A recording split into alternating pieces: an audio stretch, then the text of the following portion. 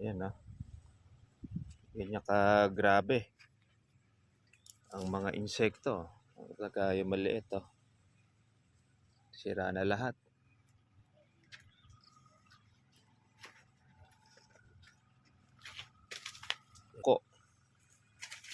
Ayan ganyan ang kalamansi mga ka-farmers kapag po mali po ang gamot na ating ginamit at marami kayong mga patlang na hindi na-spray.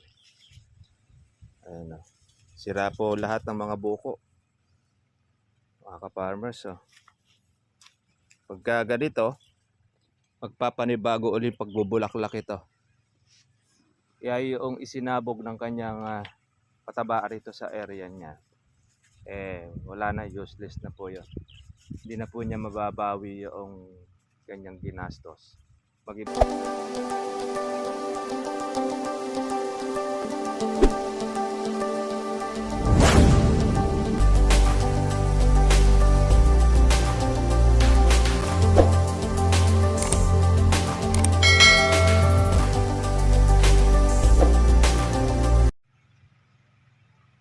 Ganito na mga katribya po yung size ng mga bunga ng ating kalamansi.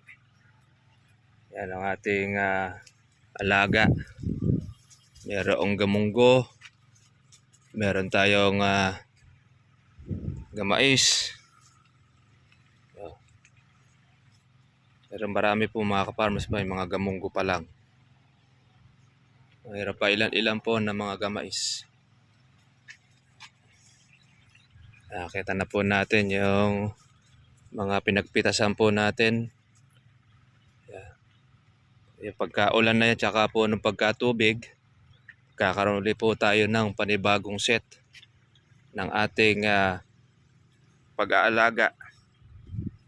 Kaya talagang halos hindi po tayo mababakante ng ating pag-aalaga sa kalamansi dahil continuous po ang kanyang pagbubulaklak. Yan yung pong ating mga buko. Marami ito mga katribya kapag po ito magtutuloy. Yan. Good morning po sa lahat ng ating pong mga ka-farmers. Welcome po kayo sa aking YouTube channel. At tumitindi na po uli ang sikat po noong araw mga katribya. Yan yung ating pong patubig. Dito na tayo sa parte po ng dulo. At patatapos na rin tayo. Actually, no pong umulan, hindi po siya ganun kalakas. Para magparehas lang po at para kainin po yung ating organic fertilizer, kailangan po natin mga farmers po na sundan po ng ating patubig. Kaya naman eto. Tutukan po natin siya.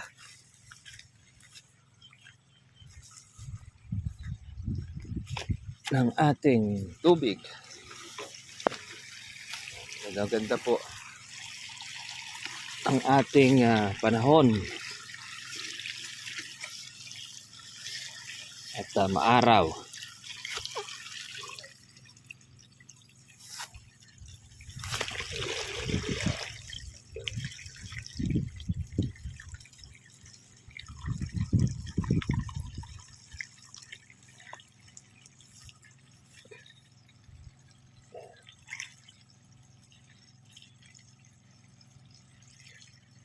So, tinatalian po natin ito ng goma para hindi po siya mawas yung kumakalat ng ating tubig na tumatagas.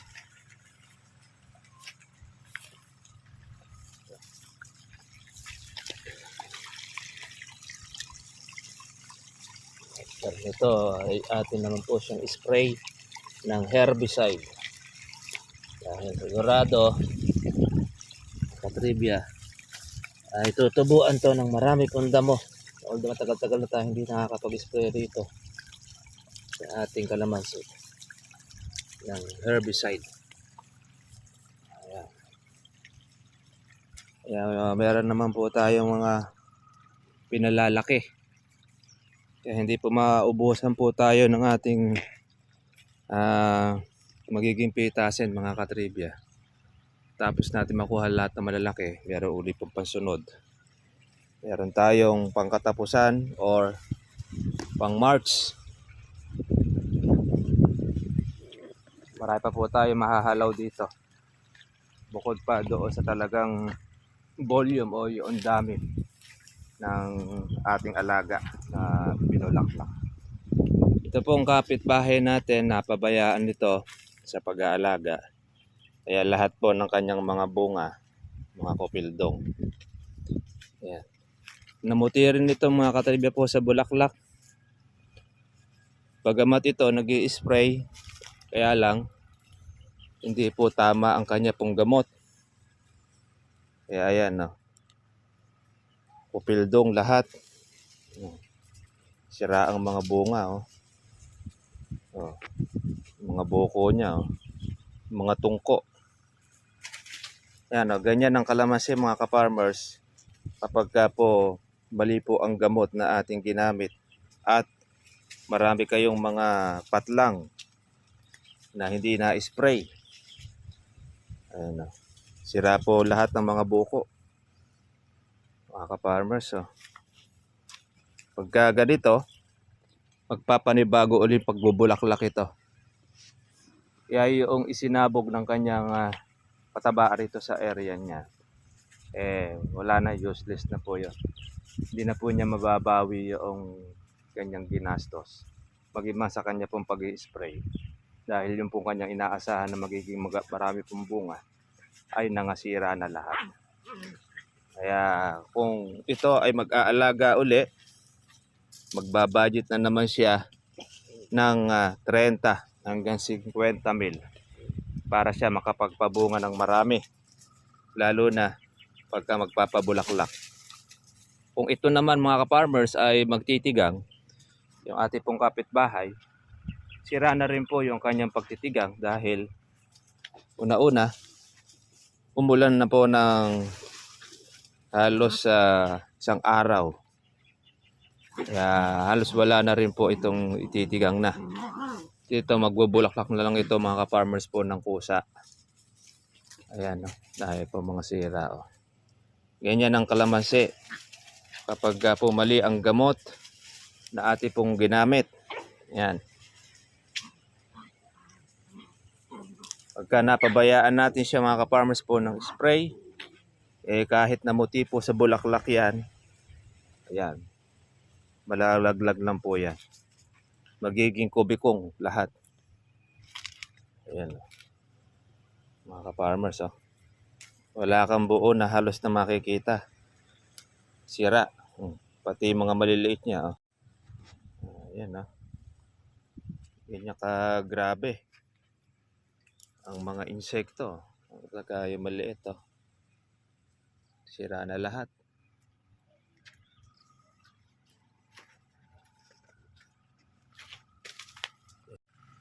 Ito mga katribya, maganda po ang bilog ng ating buko.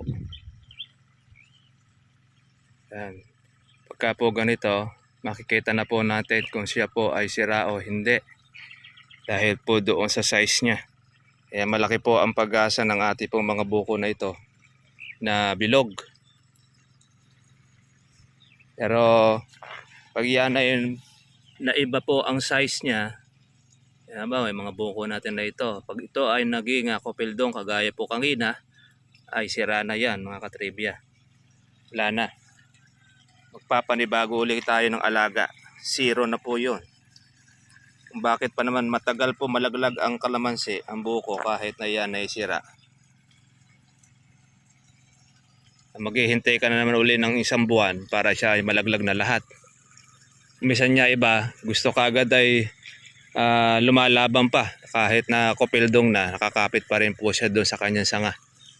Ayaw niya pang malaglag. Gusto pa niyang mabuhay. Kaya kapit lang ng ating mga buko. Kaya yun pong ating kalamansi mga ka-farmers, ay malaki po ang pag-asa ng ating inaalagaan na marami po ang magtutuloy dahil po doon sa nakikita natin na maliit pa lang po ng mga buko ay maganda na po ang kanyang performance, kanyang pagkabilog.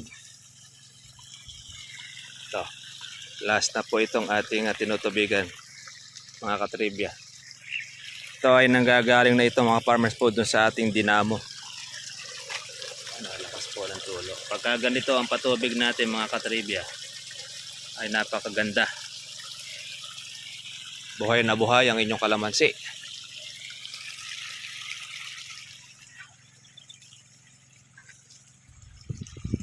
Yan yung ating mga maliliit na bunga. Isang buwan pa yan mga ka-farmers. Makikita na natin yan, para na po siyang garapata. Size garapata na po yung iba. Iba naman ay gamais. Mga pag isang linggo, aabutin na po yung kuminsan ng iba yan ng mga gasaresa. Pag isang buwan, yan, makikita na po ninyo mga katribya, ay maliit-liit na po yan sa ating huling. Yan lang po kabilis ang kalamansi. Wala po doon sa paglabas ng kanyang bulaklak, 4 na buwan ang ating hihintayin hanggang siya po ay makaani. Kaya ang kasilanan ng kalamansi mula doon sa bulaklak hanggang sa gasaresa o gamais. Kaya pagkayaan mga farmers ay napabayaan natin ang alaga. Asahan po ninyo, kagaya po ng ating kapitbahay, masisira po na lahat. Mangyayari dyan, tubig ka lang ng tubig, spray ka ng damo, wala kang inaasahan na magiging ani. Kaya magpapabulaklak ka ulit ng panibago, madidelay ka na. Sabagay, hindi na natin masasabi na mga katribya, ang buwan po ng June ay mura dahil hindi natin alam, baka buwan ng Mayo naman ang bagsak, baka yung June naman po ang sumingit. Depende po yan sa dating po ng kalamansi. Kaya walang makapagsasabi kung magkano magiging kalamansi sa mga darating na mga buwan, darating na araw. Depende yan doon sa dami o volume. Paano mga ka-farmers? At ganoon lang po ang ating pong vlog. At shoutout po natin ang ating mga ka-farmers po sa ibang bansa. Pati na rin po sa mga Luzon, Visayas at Mindanao na nakatutok po sa ating pong vlog. Sa tuloy-tuloy lang mga katribya, continuous lang po ang ating pag-aalaga. Saan po ninyo, meron kayong magiging harvest sa inyong bunga. God bless sa inyo lahat mga katribya. Bye-bye.